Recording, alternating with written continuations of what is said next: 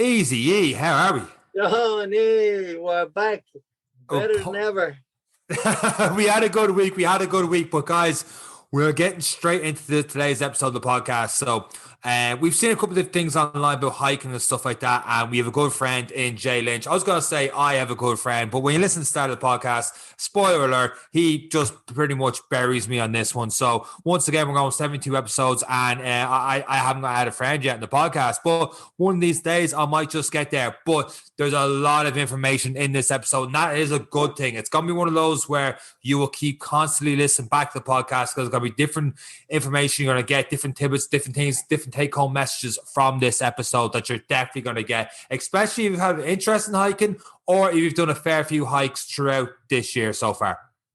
Yeah, it's a really good one, Sean. There's a lot of information. It's information heavy, but it's, again, like you said, if you don't pick it up all on this one, if you start getting into it and getting back to it, it's one you can listen back on, and that's the beauty of it. And it's open for more questions. If anyone is not quite sure of anything, get on to us and we'll answer the questions as well as best we can. But it's a really, really good one. We won't waste any time, Sean. We'll crack straight into it. It's a great listen, and hopefully everyone enjoys a little change of pace into the hiking side of things.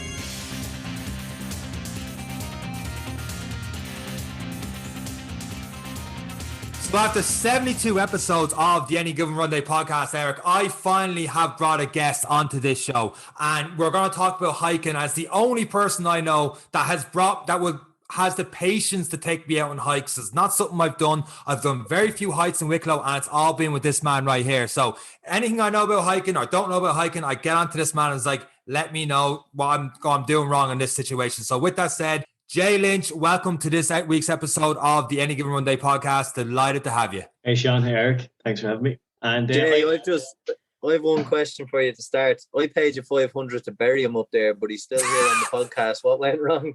Is that why we went through the Wicklow Mountains? I was going to say, he's like, after 72 episodes, he has a friend. Like, I was like, I feel him closer to Eric. All right, that's it. All right, the streak continues.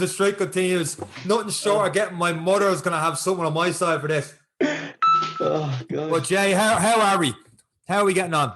Doing good. Tired. Doing good, though. Out doing adventure. Tired. I'm liking this upbeat energy. Wrap this up soon. No, it's all uphill from here, Sean. So we'll get through it. Well, that's exactly what we're talking about. It is all uphill from here, and like I said at your big intro to the podcast before you buried me on it. When I go hiking, I'm like, Jay's the guy to go hiking with, and usually when I go hiking, I say usually, I've done like 3 or 4 times, and I'm getting ready to go, and I meet you at the house. You pick me up. You're kind of like, you're not going in them. I'm like, what do you mean not going in them? It's like, what are you doing with a pair of jorts and Jordans on you? Go get changed and go up. So with that said, you told me this before and it's gone in one ear, out the other. What kind of clothing and equipment should you bring or should I bring when you go hiking up in the mountains? Yeah, so when I was thinking about this, I thought back to our hill walks, which are really, really frustrating, like, because, the way you dress like is hilarious. But, if you broke your ankle, I definitely would have left you. But I suppose we'll start with just clothing first, which is really important. Right. And we'll go from the ground up. Like, so basically your socks first. Yeah. So whenever you're going anywhere, you need a good pair of socks. Yeah. Don't have I still have that pair you got me. What pair was that? You gave me some real woolly socks. I was like, what's this for? I had like sports ankle socks. That was a tea towel. No. I think they're a pair of Bridgedales. I'm missing actually a good pair of socks. Yeah, so in terms of socks, like you can't go wrong, like, because it matters for the boots as well. Like when you're going hill walking, you want to be wearing boot socks, You don't want to be wearing your I know a lot of people wear sports socks, which are grand if, because it's all price dependent. You don't want to be going out and buying Bridgedales, 1,000 Mile socks, Salomons if you don't need them. Like, you can buy cheaper ones, right. Carramore, all these things, But the most important thing is just to get a decent pair that fits you perfectly, because you don't want any friction as you're walking up these hills. Obviously, it's undulating ground, and then you get a little bit of friction. You end up with blisters and stuff like that. Yeah. So a good bit of protection from the socks and a nice fitting sock will actually help. Yeah. So that's the exciting bit. How do you know? I know this. I know this seems bizarre, but I'm as you look. I don't mind showing you. I'm not even wearing matching socks now. One of them's blue, one of them's white. How do you know? I think I have one that says L on my right foot as well. But obviously I've worn socks every day. But how do you know what's a good fit? Like, is it that your heel matches up with the little design of the heel? And I'm asking this honestly because there's a lot of people out there that, like, I don't know. I go into Pennies and I look at size 8 to 11 or whatever the size range is. Like, what is a good fit for people? How do you know if it's going to be a bad or a rub? Is there a way to check? Yeah, it's actually a funny one because some socks like I've bought and it had like a little L and R on them. But you put them on either foot and they're the same sock. They just have a design. Yeah. You know what I mean? To make it look like it. But I always buy 8 to 11 as well, you know. But you can usually tell, like, they're that well made, a decent sock anyway, that when you do put them on, there's enough give that when you pull them up over your, you know, up to your calf or whatever, you will fit snugly in them, yeah? Now, if it's not great and you have really small feet or you have really large feet and you get the wrong size, chances are every once in a while, you're going to be loosening your boot a bit and just pulling them up at the top, you know, if you're wearing higher socks. It's a bigger issue when you have, say, a calf high boot, you know, a high boot, because with the friction and stuff of the calf boot as you're moving, the sock will slide down a lot of the time. So a decent tight fitting pair of socks, that's a mountain sock, like, and usually when you buy a decent pair like merino wool, like a Bridgedale or something, or Salomon, they just fit great, like, you know. That's the way I look at it, like. But then again, the more you're out walking and the more you're used to it, you can buy the cheap ones as well, the Caramores, the Gillairs and stuff like that, and you're fine, you know. So it's not the biggest deal. It's just more for comfort, you know. Save yourself a blister or whatever, you know. And what's really important though is footwear. So there's 3 types of footwear you can wear. You can wear runners, you can wear not shoes, Jordans. not Jordans, or you can wear boots. Right, so Sean, too good. When we went on our little walks, we went to, I think it was Ticknock and Dremishog, yeah. So we're all 60-year-old women walk their dogs, right? That's where I brought you. So just to make it was tough. It was very steep. I know, it's for your fitness level. So if you're going, like, depending on what you're doing, because not everyone's going to be doing, you know, Lugnaquilla or any ones like that, going down to the Mourne Mountains and doing like all these crazy ones, you know, or walking up Croagh Patrick barefooted, yeah. So it's important that you kind of dress. Which you're going to do. I am going to do if you go with me. Well, I know Sean won't take off his shoes. No, I won't. But because later on I'm going to talk about safety, and that's at the shite all over what I'm going to say later that you said. I'm going to do that. Oh, I'm fuming now. Right. So like with footwear, like if you're just going on a little walk up tracks, like where it's just a bit of gravel or outdoor tracks, or whatever, you can wear runners. It's grand, yeah. It's when you step off that and you get to the broken bits of shale and rock and granite and stuff like that, that if you went over your ankle and you hurt yourself, it can be difficult to extract yourself off a hill or a mountain, yeah. Especially if you go up by yourself or if you're just with one friend, you know, and then you're hobbling down, right? So if you are going on something like that, a nice pair of walking shoes are grand, you know. They don't have a lot of ankle support, but they're that a little bit more grip, a little bit more rugged, that they're fine. The thing I always recommend is boots. I just don't think you can go wrong with boots. You know, they come at ankle and mid-calf and then calf level, yeah. So you usually have 3 types. For the likes of normal walks, like I'd always wear calf-length boots. I don't want something that's heavy, but I want something that supports my ankle, you know. Mm-hmm. And you don't have to spend the world on them. I have a pair of boots there that are €220. Salomon Forces, great pair of boots, yeah. But I also have a pair of Caramore boots that I got for €23 in Sports Direct, and I use them just as much, and they're brilliant, yeah. Ankle support. So it's whatever your budget matches and whatever you're doing, yeah. But it's really important when you are going across the hills, if you do step off the beaten track, that you start thinking about ankle protection, you know, and you're tying them nice and tight onto the ankle, reducing that little bit of movement around the ankle. So you're not always going to stop a fall or breaking your ankle, but it really reduces the risk of it, yeah. So I would say that's just one of the most important things. You're fighting a big battle there. A decent pair of boots that gives you a bit of support when you do take a fall, which you will. Yeah, go ahead. Yeah, with these boots, would you go? I know there's certain boots with Gore-Tex and waterproofing and everything else. Obviously, the more of this good stuff you add, the price will go up. When you go off the beaten track, Is that where you need to be? Because obviously, if you get wet feet, then the socks are going to probably start rubbing, or they probably won't sit the same, or you're getting heavy feet. Would you recommend going with something that would kind of be somewhat waterproof for a hike? Well-fitting socks won't rub. Made that point earlier. He's not listening. No, Eric, you're dead right. Like, as you start increasing stuff, if you throw Gore-Tex in there, like that, it's a brand. Like you're shooting the price straight up. Yeah, like you're shooting up. Yeah, or it's a technology actually, but it shoots up the price. Yeah, you don't technically need it. There's other, like, Schmortex or whatever the likes of Carrymore use and stuff like that. I have a pair which I'm going to show you. It doesn't really work for a podcast, but you can see this. These waterproof Gilair ones here. Yeah, they cost me €12. Now they're only a shoe. It's really dark, but they cost €12, completely waterproof, and they're fine.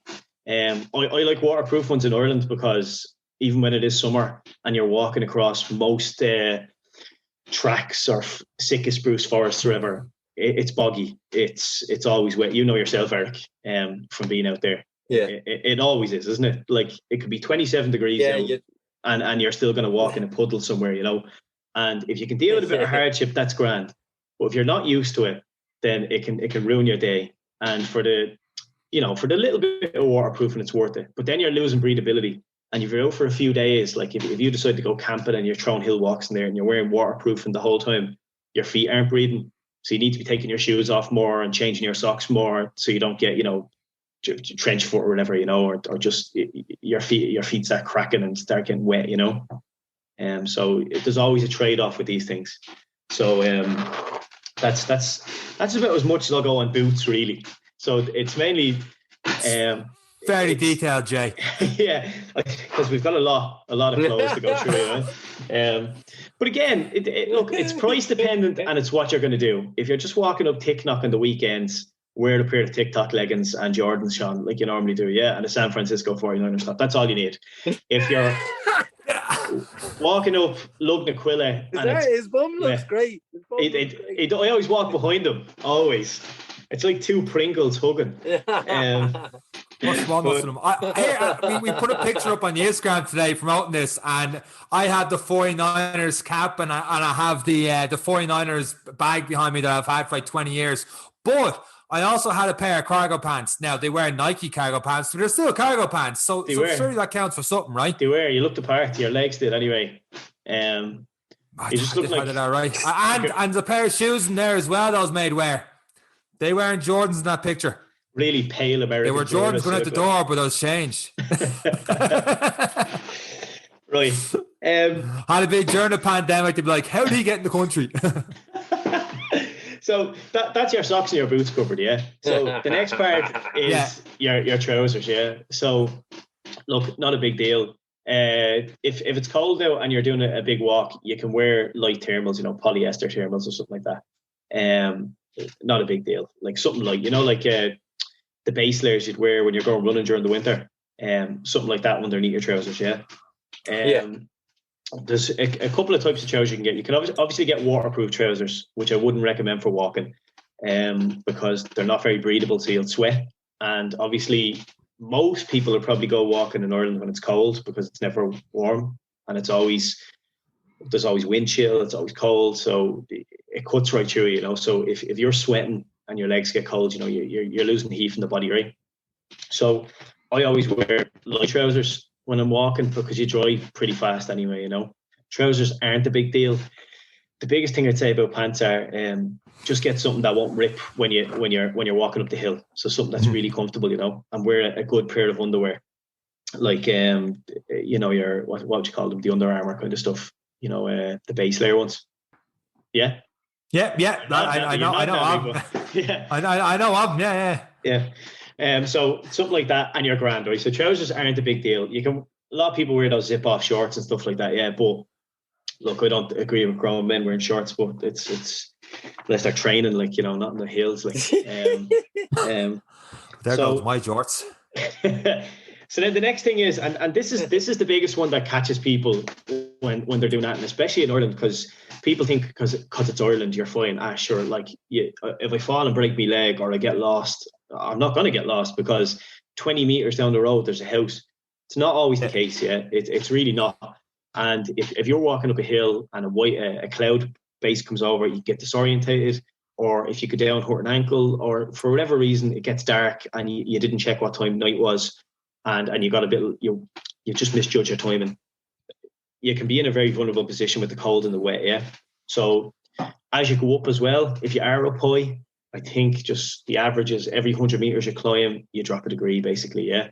So at sea level, if it's 10 degrees and then you're up the top of Lugnaquilla, which is 900 plus, take away, 9 degrees basically, and you're near freezing then, yeah. Add wind chill into that and you're stuck up there. That's a bad day all over, isn't it? So it's, where was I going with that second point there, actually? Layers of clothing, I think. Layers. So it's like an onion. Onions have layers, right? And that's exactly the way you dress, yeah? Shrek. So a lot of people think it's better to wear one big thick jacket, so yes. So it's not, right? So you'll sweat into whatever, it's not as breathable. So the best thing to do is wear a nice base layer, yeah? Which can be either usually synthetic or natural fiber, yeah? I would say just go synthetic, polyester, whatever. They're just more durable, they last longer, and they're usually cheaper, yeah? If you're into serious stuff and you're going to Annapurna or something in the Himalayas, you'd probably buy more natural fibers, because they're just a little bit better bar when they get wet. But just polyester stuff, you buy it off Sports Direct for £8 in the sales and stuff like that, so it's handy, yeah. But you wear something light like that underneath it wicks the moisture off your body. So when you do get when it is cold, it's not sticking on your body, and then you'll start getting cold underneath your clothes, yeah. So it loses the insulating value. That's what happens when the likes of cotton gets wet. It kind of just draws the heat away from your body then through it. So then after you have, the only bad thing is actually just for people, if you are going to do it, you have to wash them every time because synthetic fibers really keep in the stank of hill walks, yeah. So you have to wash them, yeah. So really stank seals is a big in the thing. Flavors. Yeah, that's the thing, yeah. But they're great. They're great because they're cheap, yeah. So right. So then the next part is your mid layer, right, which is like a micro fleece. Like you can see I'm wearing one here, a North Face one, yeah. So a nice, really thin one. You see them everywhere. Most people wear them day to day, really light fleece, yeah. So you'll throw that on over your mid layer. It could be polyester as well. The likes of Helly Hansen and North Face and all these, Columbia, make a lot of them really good fabrics. But you can also get them in Craghoppers, Carrymore, all of them, right? So everything I say here has something you can get for a tenner, and then you can get the same thing for £200. You know what I mean? So right in between that, whether you're loaded or not, you'll find something to match your budget. So that's your mid layer then, which helps trap a bit more heat. Then you have your soft shell jacket, which again, same brands. What that does, it's a little bit water resistant for the most part, and then they're usually a windbreaker as well. So if it's not raining now, it's a bit windy on top of the hill, you'll have those 3 layers on and you'll feel pretty comfortable, yeah? Gotcha. So then you have your waterproofs then, which is your rain jacket, obviously. So with a rain jacket it's the only part of your kit, well, one of the only parts I'd say I wouldn't scrimp on, yeah? You cannot go wrong with a decent rain jacket in Ireland, yeah? So you're looking for high waterproof rating, and very breathable, yeah. So the likes of Gore-Tex there, or even Paratex, which is another technology, really comes in handy there, yeah.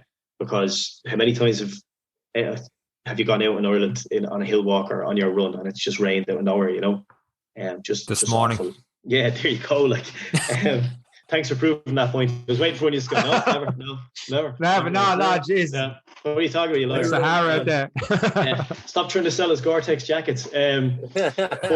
So that's where I'd say I wouldn't skimp, because if you buy a really cheap rain jacket, it's made of like a nylon or another polymer or whatever you call it material, and it's that kind of, you'll see them. Do you ever look at the really cheap jackets or the Max you buy, and they're kind of that shiny, crappy? And you put them on you, and you'll sweat inside it, and you'll be dripping wet straight away. Yeah, you want to avoid that straight away, right?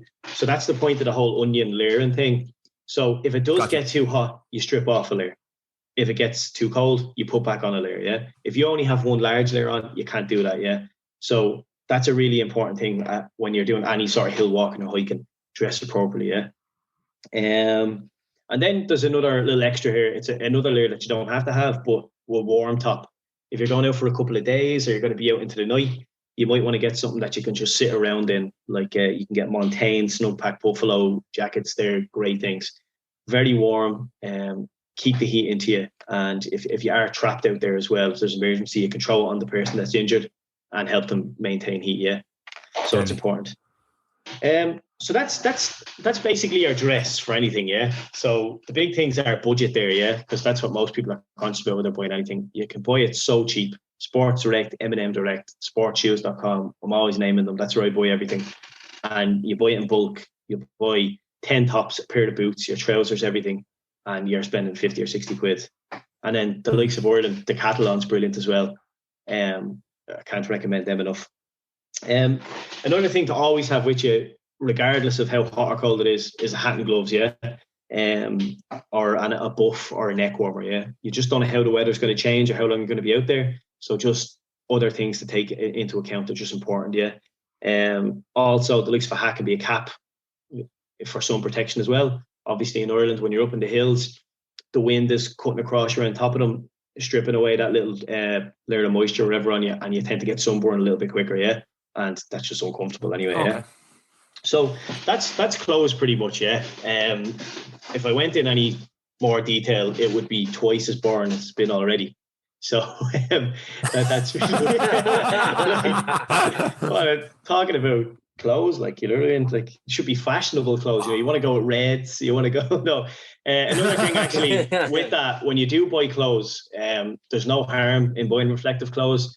If you are lost or you break a leg out there and Mountain Rescue, the volunteer service, or Search and Rescue have to find you, it's a lot easier for them to find you with reflective clothing and stuff, yeah, or bright clothing. Don't go around in black because it looks cool, you know. You're better off in bright clothing, yeah. And Jay, there's a ton of equipment with all this kind of stuff, you know, hat and gloves and for 27 different layers and all the rest. Can you just bring a school bag which would throw all this into, or like is there a certain bag you're best off having here? And just a little bit further on that, what else would you recommend going into that bag? You know, would my little 49ers bag do, or is that out? Yeah, a little Central bag. You know, just the Sean has a Dora the Explorer bag. Yeah, that's what I'd recommend now. She's an expert in Explorer. She knows her stuff, like. Yeah. But just careful, like it's wiped on you. Right, so I might be a target up there. So in terms of bags, like, you don't want to be telling people to go out and buying big rucksacks, right? Like, yeah, you have a school bag, and obviously it's dependent on how far you're going and how much stuff you're bringing.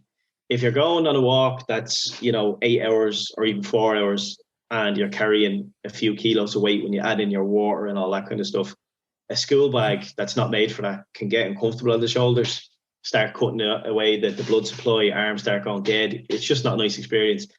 A decent 25-litre bag, like a rucksack that you can buy for cheap enough, and that's the smaller ones, you know, the ones that you've probably seen me wearing one, Sean, will carry most of the gear that you need if you're going a little short walk, bit of water, all that kind of stuff.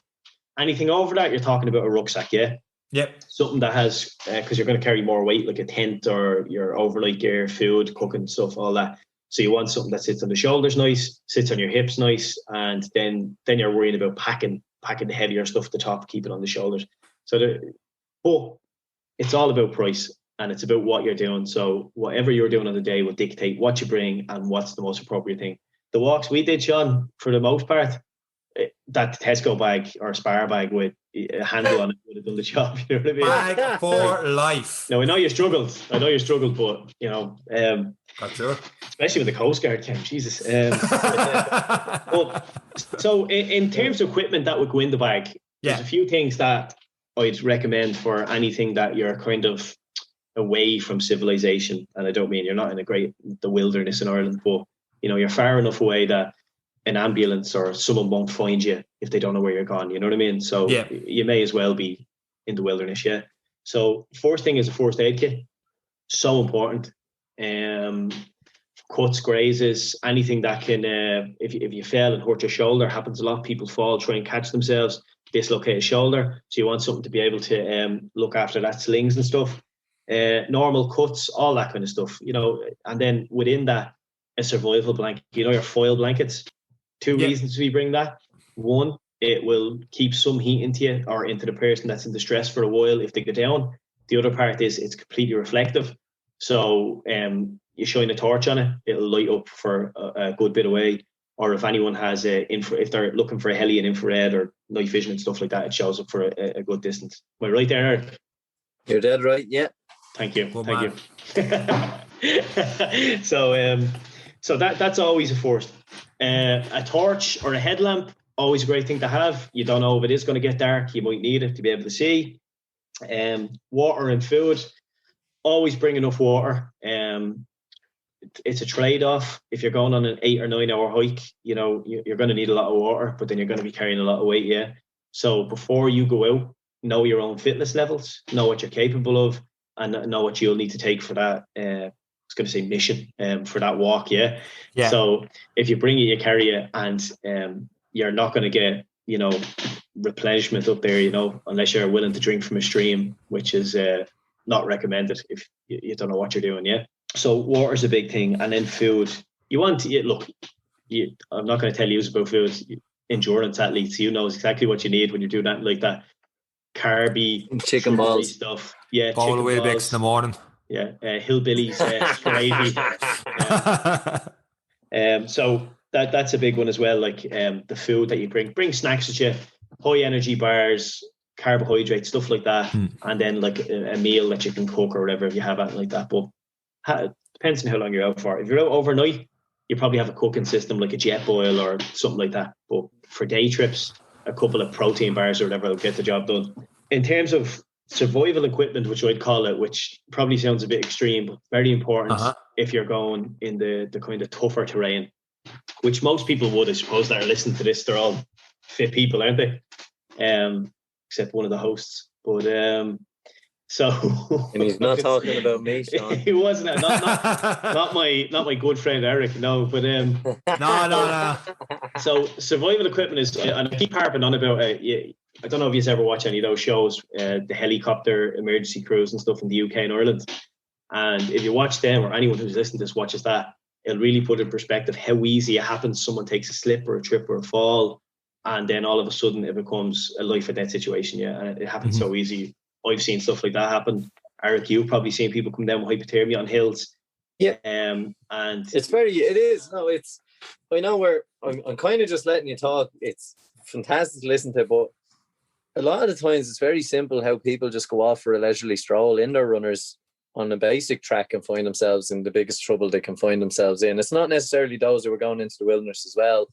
It's something that everyone should think about. And it is an important point. Like, it's, anything so simple can happen at any time, and it's actually when you feel like you're at your most safe, your most comfortable, that something tends to happen because you let your guard down a little bit. It's never really at the peak of the hill. It's when you're on your way back down and you kind of stop concentrating, or that's when people kind of let themselves down a little bit there. But it's so simple how like a little survival kit can go a long way in terms of a little sling or that foil blanket. They weigh absolutely nothing.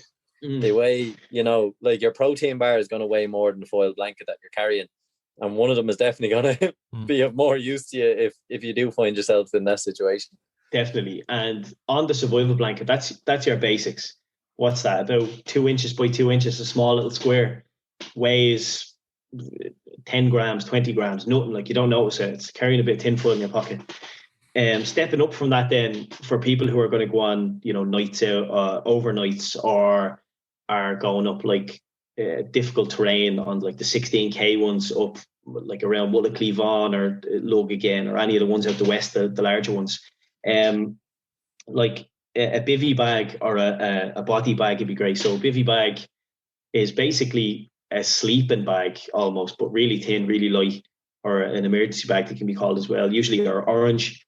You get into it, and then your body heats it up, and then you're nice and safe in that, relatively safe for a while till emergency service can pick you up. A body bag is for people who are going out in groups of about 4. So they weigh about 400 grams. The one I know of, it weighs about 400 grams. It's roughly the size of a kettlebell, maybe, as in size fit in your hand, a small kettlebell, So it's not big, very light. And what that is, it's basically, you pull it, it opens up like a tent over yourselves, and then you all sit in it. And within a few seconds, nearly a few minutes, all the heat from you guys inside of it start heating up and you are toasty. They're usually orange as well, bright orange and reflective. So you can sit there until emergency services find you nice and safe. So if someone goes down, they're not going to be cold, and it's waterproof because it's made of ripstop nylon and stuff like that. Yeah. So they are unbelievable. Like, they're a necessity for anyone who's serious into their hill walking or hiking. And if they're doing it in Ireland, or if they went off to Scotland or away anywhere, like just a great bit of kit. They're cheap as well, and they're definitely lifesavers. Yeah. But most people never hear of them, but they're great. So it's a different kind of body bag I was expecting. That's for when someone drops and we're just going to put them in the body bag. Yeah. And that's the end of That's the one there, thought you're going to bring with me up the mountains. That's the march or die principle. That's that one, Sean. Yeah. But like, they're fairly important. Another one is a phone and portable battery pack. Always great to have, yeah. But like everything, and I've seen it with GPS and phones, so GPS separately, not on the phone, but even with it, batteries fail, technology fails, and then if you're not good at navigation or you don't have any tools, what are you going to do? You're probably going to be screwed, yeah? So a great skill for anyone who's into this sort of stuff is to learn how to use a map, and I mean an OSI map, not a road map or a pirate treasure map. They're not great either. Always say that just for some people in the audience, just a big X on it. But an OSI map, one is to 50,000, and a compass, a silver compass, could potentially save your life. Yeah, knowing how to use it. Yeah, even if you can't nav and do bearings and do complicated stuff or relatively complicated stuff, you've never done it. Mm-hmm. You can go on YouTube, and within 4 minutes, you can learn how to navigate in a direction. As in, I know that sounds fairly simple, but get you from point A to point B. So, which I'll touch on later why that's important, but it could really save your life. You know how to use the compass in its most basic form, nothing complicated, and it'll save your life. Another thing, walking poles. Everyone likes going out and saying, I'm super fit and blah, blah, blah, and I'll just go. I did a mountain marathon years ago. It was 62 kilometers over mountains over 2 days, wet, cold. And on the first day, we didn't use walking poles because we were double hard bastards. You know what I mean? 100%. Walking poles. Do you know what they are? 2 legs. They're my walking poles, yeah? So day 2 came, and we were like, should we scrap those walking poles, please? And I tell you now, lifesavers, brilliant. Absolutely brilliant. So anyone who's going, why and where? Like, at what distance would you look at and go, okay, it's this distance, now I need to bring out the walking poles? Just why didn't I take them in the first place?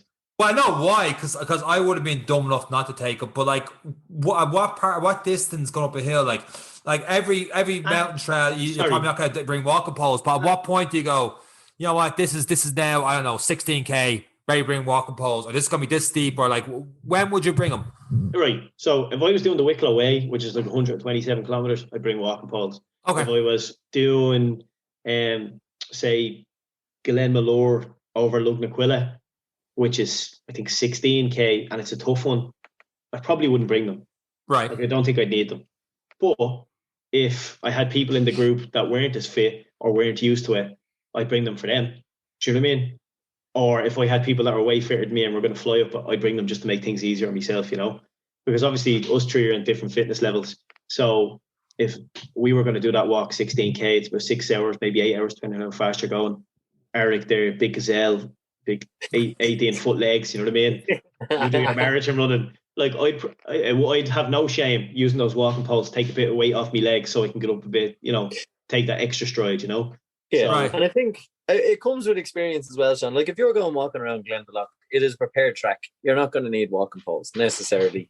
The terrain will kind of dictate as well what kind of poles you need, what kind of comfort you need as well. You know, if you have a bad knee and you're kind of worried about it, you'll bring the poles on a 3K walk. Doesn't, you know, the ground will kind of dictate what you would need, and then your fitness level, as Jay said. And if you're just getting started, it's no harm having them with you. And it's one thing that's always kind of a classic saying when you're going over the hills, right? And it's better looking at it than looking for it. So, you know, it's easy to, again, they're not, most things that are built for hiking are lightweight. to strap them onto the side of your bag if you're fed up using them is no issue at all. Most of these hiking bags will come with the kind of a tape kind of strap that pulls tight onto the side of the bag, and that's where the poles will sit. And then if you don't want to use them, fair enough. If someone's struggling, fair enough. But you can use them for so many other things. You know, if you need to reach and grab something with, it gives you the extra length as well. And you know, they are useful. They are useful, especially if you are going off the beaten track. It definitely makes a big difference. You know, if you're not sure of the ground that's in front of you, a walking pole can be used to test, is that a sinkhole? Am I going to fall into that? How soft is it? You know, like it's people have fallen into bogs and vanished. Like it's this explain that's all happened to Shergar. He ain't got a walking pole and he just vanished. Here I'm sure you've walked into loads, Eric. I've walked into holes walking through gorse and they disappeared. You know, it just disappeared up my neck, and that was it. Where's he gone? Hello. Yeah. But where happened to Eric? I don't know. I don't know. They just speak fondly of you. That's it. Like they don't even look for you. Remember Eric? But no, like extreme situations. But in the most part, it just helps keep a little stability. It doesn't burn out your legs as much and can help people just get over that little bit of extra distance. Definitely, they're brilliant. Right. They're brilliant. And then two last things I'll add in. Now, obviously, this is subject to change, and people have their personal preferences, what they think they need. But these are basics. There's probably other basics there that I'm probably leaving out that I don't feel most people need. But right, soil looms, you know, like your glow sticks. Ever see them? Sean never went to a party. He's never seen a rave. Like you've never seen like, you know, you ever see white chicks? No. You know what? Like, right, they're glow in the dark sticks. You know what? You're right. They're glow in the dark sticks. Yeah.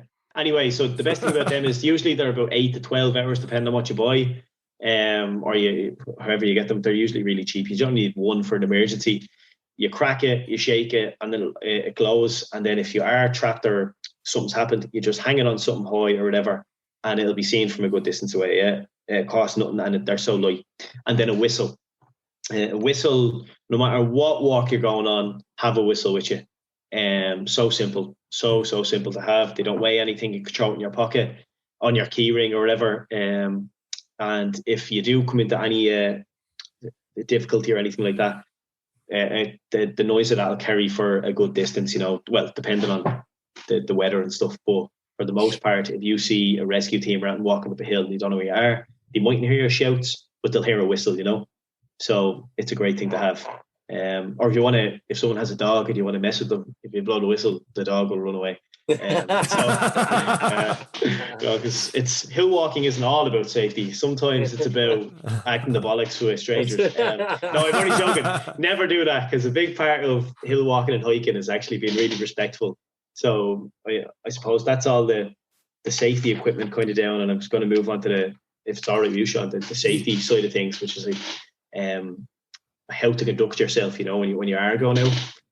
And you say that as if when we did do our few walks, I didn't exactly conduct myself the way I should have. Just putting it out there. Move on. That's go. Just go straight into it. No, let's go. One thing is the first thing I'll always say is just the kind of not rules, but unwritten rules would be whatever you bring with you, you bring back with you. Yeah. So if you have any sweet wrappers or anything, you throw them in your pocket or bring a Ziploc bag and put it inside. Yeah. And then you're grand. Oh, actually, on equipment, that's a great point. A dry bag or Ziploc bags, the waterproof stuff that you have with you. Anything extra, yeah. Sorry, that's all I'll say on that. So anything you bring with you, you bring back with you. So never leave rubbish up there. Yep. Anything like that. So that's a big thing for people. Because I don't know, many times I've walked up on trails and down in Wicklow, especially because it's so close to Dublin, I would say you just get more people down there that are going to drink or whatever, and you'll see cans, plastic bottles, rubbish, protein bars, energy bars from cyclists and stuff, you know, blown off the road. It's awful, like, you know, and it doesn't take anything to take this away. Like, you know, you're there enjoying Ireland's garden, and just don't litter it, you know, anywhere you go. So that's a big rule. Next part is we all need to go to the toilet when we're out. So if you are out for 10 or 12 hours, whatever, during the day, or whatever it is, number one, grand, just go off the track, win a few meters and go to the toilet. Yeah. Number two, do you know how you do that, Sean? I know how to do it, but I'm not too sure how to do it. Sean's I still learned that in the nappy. last couple of years, yeah. Right, what would you do?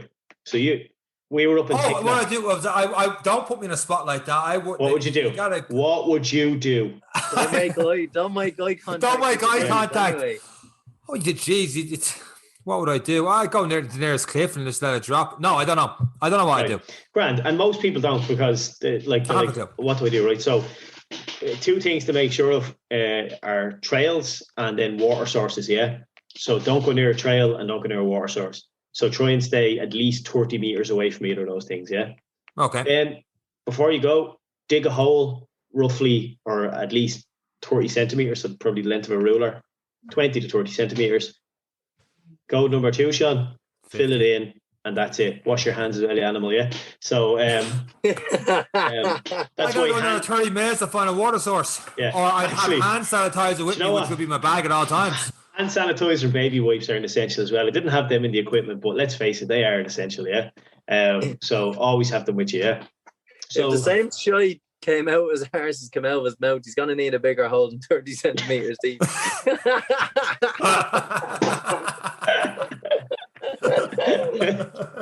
Sorry to all those listening on the podcast. Language disgraceful. Yeah, we'll have to put a disclaimer at the start of this one. Yeah, you never told me I couldn't curse at the start of it, so I held off. Oh, you can't. Yeah, just. I'd say it's no written rule to be respectful to listeners. It's your manners. So, before I say anything disrespectful to listeners, I'll go into safety then properly away from the rules. So, safety. So, yep. I've written down a few things here which I think are very important. Now, other people that do a lot of this will say, I'd include this or wouldn't include that. These are my opinions, obviously. So, I'm just going to go. Before we do anything, bar like walking up, Hellfire Club or something, these kind of small things, they're just tracks, yeah? Yeah, plan a route, yeah? So, look where you're going. Pick an area you want to go to. Look at it on Google Maps. Look at it on all these kind of websites and apps, which I'll go through in a while. Find out where you want to go, why you want to go there, how difficult it is, some knowledge that people already have, all this kind of stuff, and say, right, I could do that. It's, the climb of it, the ground, the distance, what weather it is. You can accurately know what you're capable of, then go, right, I know I can do that distance. That weather won't bother me. I have decent gear, and I'm with 2 friends there that are experienced hill walkers. I think I'm grand to do it. Yeah. So we always plan a route like that. The next thing is much more important. More importantly when you're going by yourself, but even if you're in twos, you tell someone where you're going. Yeah. So if you're doing an overnight down anywhere in Wicklow or across the country, and you leave your car somewhere, what can happen is the car's parked on a popular walking trail. Guards drive up there that night, or anyone, and report it. There's a car sitting up there. Who gets called? Mountain rescue, yeah? So, which can happen. And you're safe, you're grand. But people just were afraid because no one knew you were there. So you can always pop into a local Garda station in the area. If you're down in Wicklow, like in the Roundwood or wherever the local Garda station is, Blessington, and say, look, I'm in the area. I'm going to be staying out for 2 nights. I'm parking my car roughly here. And you can leave them with your route or whatever. The guards will happily take it off you because it saves a lot of trouble for them if that did happen, yeah? So that's important, yeah?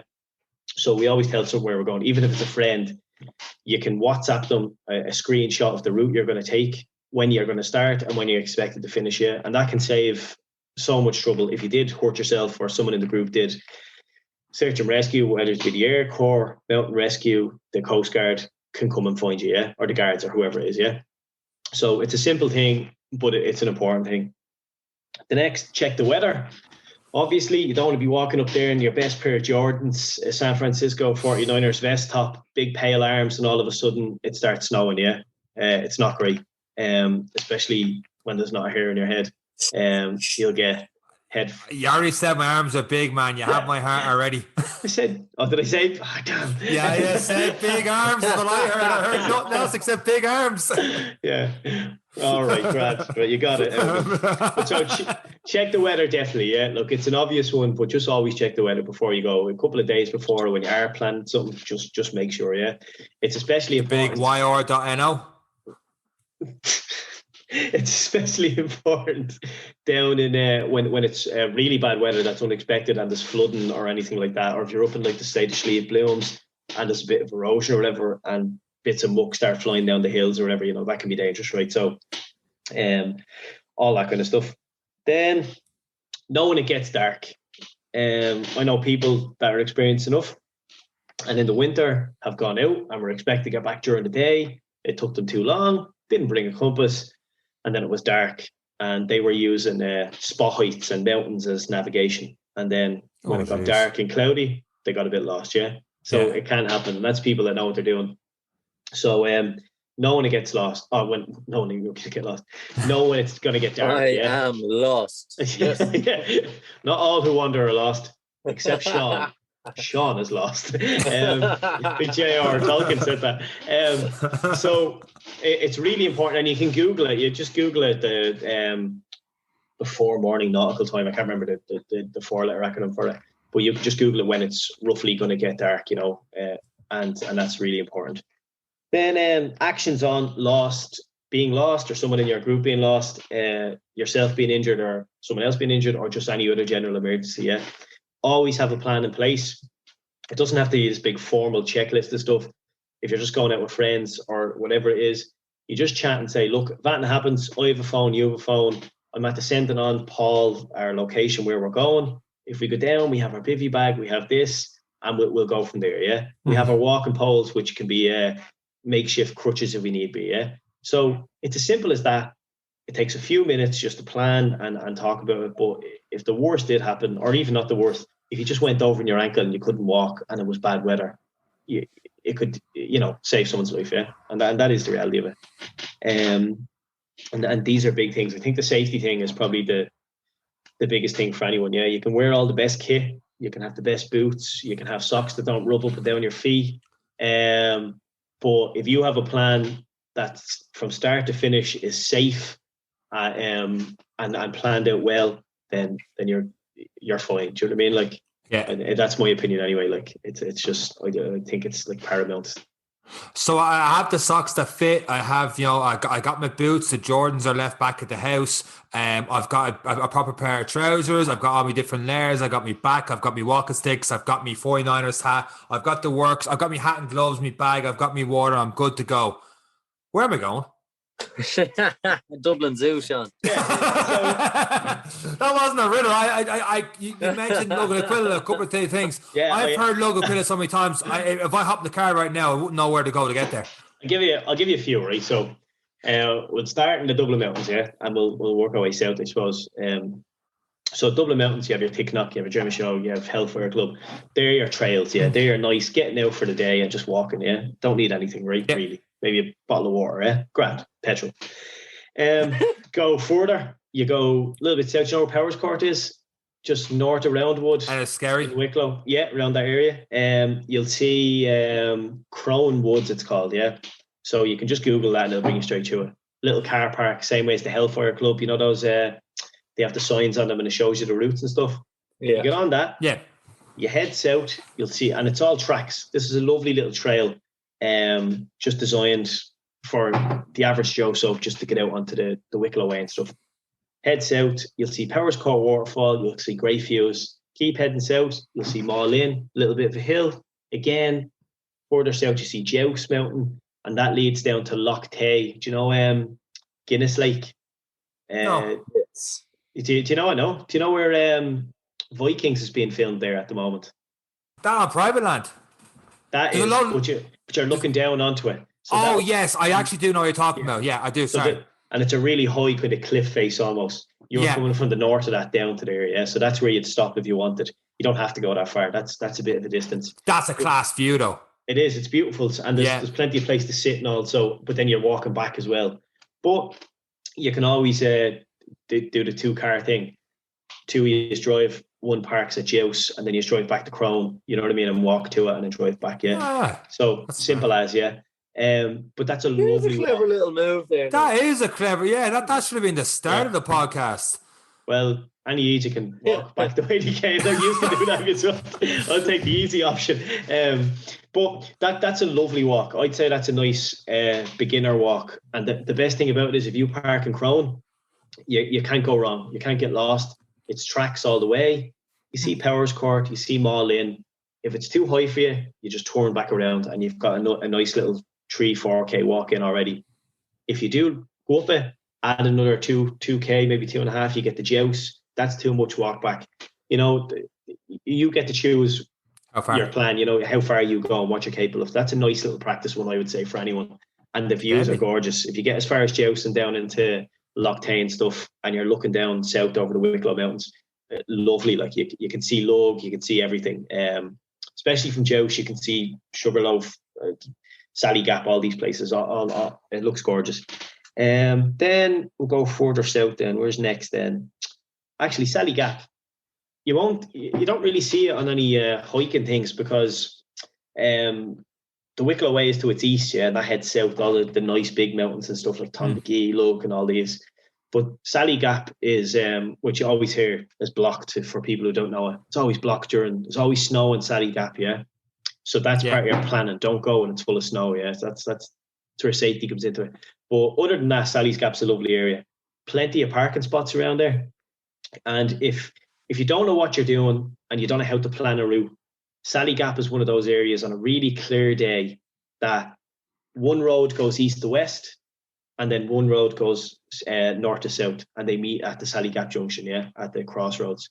So if you did get lost, no matter what, if you have your compass or a bearing and you head to one of those roads and follow it, you'll make it back to the junction and then be able to find your car wherever you park. Yeah, so it's a nice beginner spot. Around it is a circle of mountains, hills. Gravale, Duff Hill, Capure, all these nice little parts. It's a lovely view. It's easy to get there. It's 20 minutes in Dublin. And then if you head east along the road, you'll actually go up to Lochtane as well. So you can add on to it if you want to drive up there as well and have a nice lunch. Great spot. Like it's just not used enough, you know. The ground can be difficult because it's gorse. I'm sure you've been there loads of times, Eric. Yeah, plenty, Yeah, so the ground can be difficult. But if you go slow, you're fine, you know. Good pair of boots, grand. It's a lovely spot. And you can make it as long as you want as well. Like that, it's a great one. Head south then to Glendalough, which I'm sure you've been to. And you start at the base of the lower lake, I think, isn't it? Yeah, lower lake. Yeah. And then head north, follow the track up to the miners' village, straight up across it, up the hill, and then you'll turn back on yourself and head south along through the forest. And that's the Spink, yeah. And you can't go wrong there either. That's roughly, I think the Spink is 10K. 10K, yeah, it is, yeah. There is a shorter route as well, where you can cut it short. So, and before you even go, like, this is one of those places that you don't need to plan your route really, because once you get there, the signs tell you where to walk. You know, the signs all along it. It's really well done because it's such a big touristy part. But in terms of views, difficulty and how safe it is, I think it's a great walk for anyone. Like, it's lovely. 10K up, mainly uphill, a bit of downhill, but it's good downhill. It's all tracked. You're not going to injure yourself. Yeah. It's a great walk.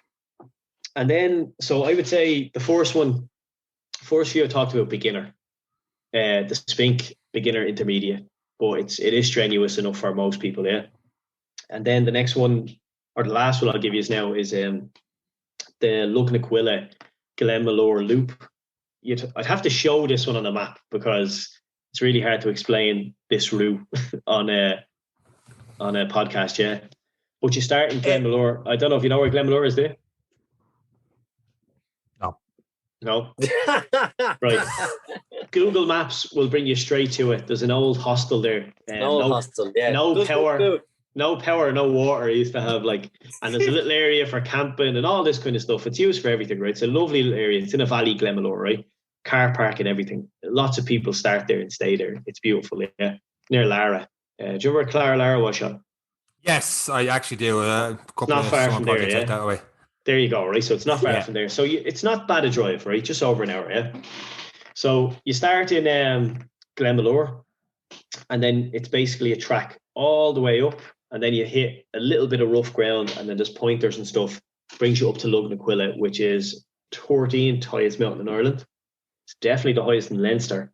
So it's about, I don't want to lie, I think it's 957 meters or whatever. So it's high enough, yeah. It's high, like, you know, just under a kilometer high, yeah. It's not, when you hear that though, it's not like a big pointy Simpsons Matterhorn. It's actually quite rounded. It's kind of a gentle slope. It's just high, yeah. But that would be a 16k walk, that loop, yeah. That's why it's so hard to explain talking about it. But you can find that on the internet, not a bother, all planned out, the foil for it, how to follow it on your phone and everything. And that is a lovely walk. Now, 6 to 8 hours. That's what you're talking if you're doing it leisurely, yeah. So it's a full day out. So you would plan that. You'd have decent equipment with you, all that kind of stuff, your water, a bit of food, told people where you're going, all this sort of stuff, but it's lovely. And the views are gorgeous. Like, you see Sugarloaf, you see, I haven't seen it because the last time I was there was cloudy, but apparently you can see the Brecons in Wales and stuff like that. You can see mountains. You could just see everything from there, yeah. So on a clear day, it's a spectacular view. I've just never been up there on a clear day because it's Ireland. So so rare. Could say anything. You can see Mount Kilimanjaro from the top of it as well if you look south, east. Yeah. So do that as well, like, yeah. So that's a great one as well. Now, I won't go any further because I think they're easy ones for people saying Dublin. Yeah. For the most part. But there's some lovely ones out west and up north. Where, like, if you go down to like the bigger mountains, you know, where actual mountains are, you'll just get beautiful ones, like proper walks. But then again, I would argue that some of them are more dangerous and more difficult, you know. So if I was starting off again fresh, I would start in Wicklow, work my way down through Wicklow, go up the likes of Lug, Mullacleavon, all these kind of mountains, Tondagee, get me fitness, get used to being out, and then I'd start moving across the country, you know, down to Munster and stuff like that, yeah. And where you'll do some really nice ones, like breathtaking, spectacular ones, yeah. And go from there. You were talking about apps and websites and stuff like that. So let's say, you know, people are listening, go, I've done a couple of them. I'd love to head down to Munster for a weekend and do one of these hikes, a few people, whatever. Where do they start? Where do they look? Or is just literally Google hike, or do you have a bit more specific answer than that? So there's actually a good few, and I don't use them all. I jump in and out of them for different things. Yeah. But I'll name a few, and I won't really explain the websites, but they usually talk about the same things. People just look them up. They'll talk about, in different parts of it, how to conduct yourself, where to go, trails, how long they take, how difficult they are. And a lot of them have the actual GPS coordinates that you can, once you click into it on your phone, it sends you a file, and then you can have it on your phone. And then you can actually follow with your phone's GPS.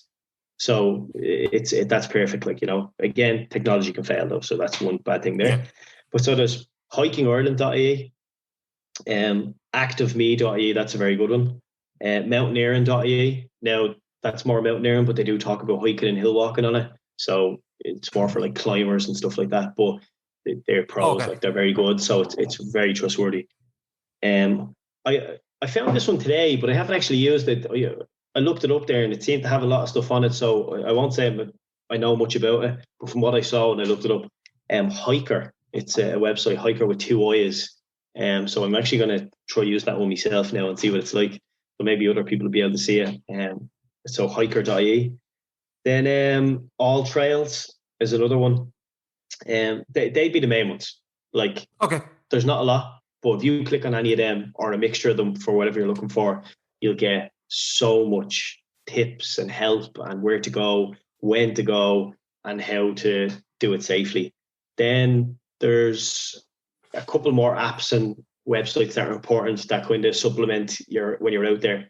So there's View Ranger, which is an app on your phone, and it's like Google Maps, but it's done on a more ordnance survey style map. So you can see more features on the ground. You can plot routes on it, like GPS coordinates, and you can follow them on it. So that's a great one.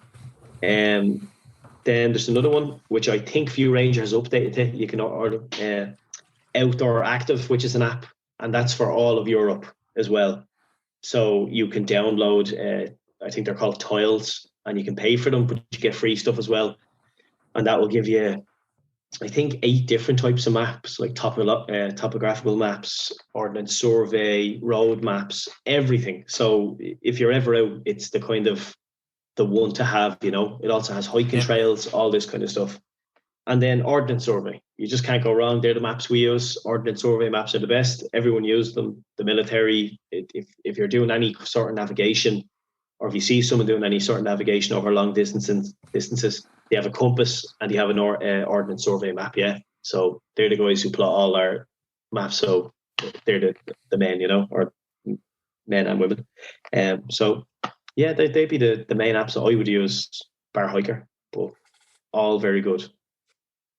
I am blown away by the amount of information that's actually involved in hiking. It's not just throwing your Nikes and your sweatpants and go down to Glendalough. There is a lot when you think about it. I know from us in work, you're kind of just told it, so you don't know any different. It's like, oh yeah, I have my map, I have me this, and you kind of you're sent running if you don't have the equipment. So it's definitely easier for us, and you kind of take it for granted how much skills we learn that we don't really think will come in use when you go up into the hills.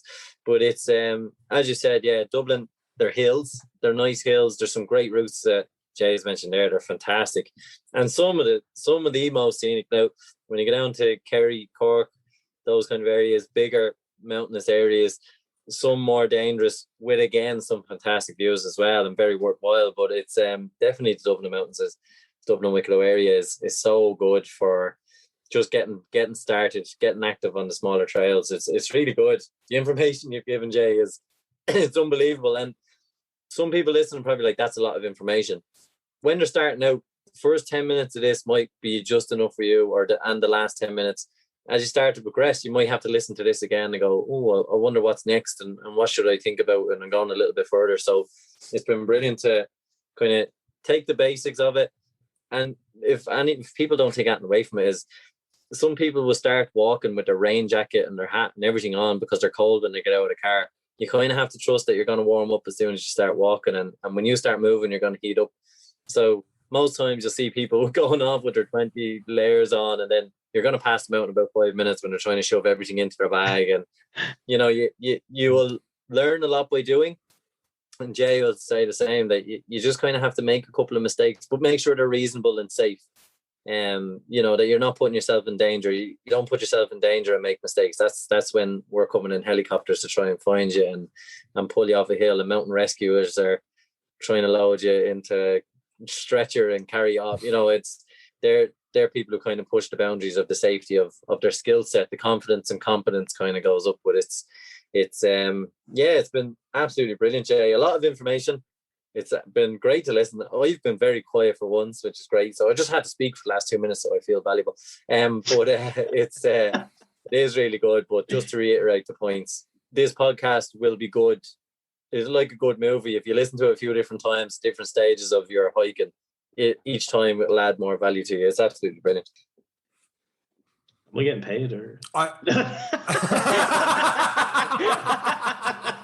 And on that note, we will wrap up this episode of